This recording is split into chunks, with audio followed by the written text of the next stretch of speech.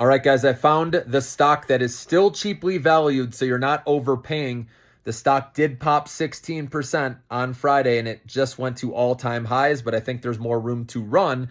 This company just acquired 4 nuclear power plants this year. Can you name that company?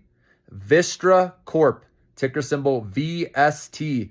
So I like this company because they have a forward price earnings of 15.29, which is below the median, which is about 17, a little over 17. Okay. And then also their adjusted EBITDA grew 40% last quarter. Their revenue grew 20%, which is solid. Operating margins were 21%.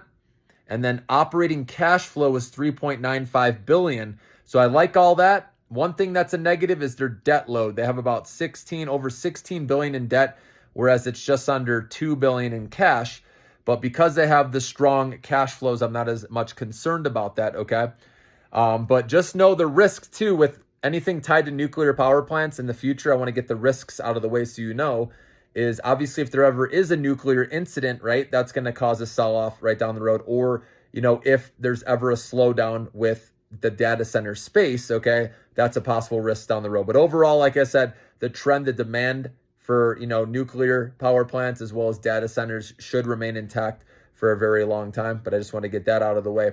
Okay, but this company, so not only are they buying nuclear power plants, but I told you about that deal today or yesterday of Microsoft, right, paying for a 20-year deal with Constellation Energy.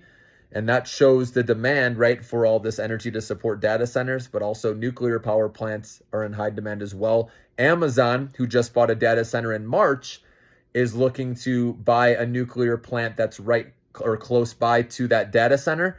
And also Oracle is bought a data center, and they're looking to have nuclear modules that run that. So a lot of things are going nuclear, and what benefits from nuclear as well? Uranium.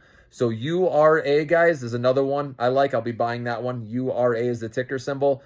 And then, like I said, VST, because it's still cheap compared to its peers, and it just got to all-time highs, I think it can run more. But don't be surprised, guys, if it pulls back a little bit. Anytime a stock pops big, it could pull back.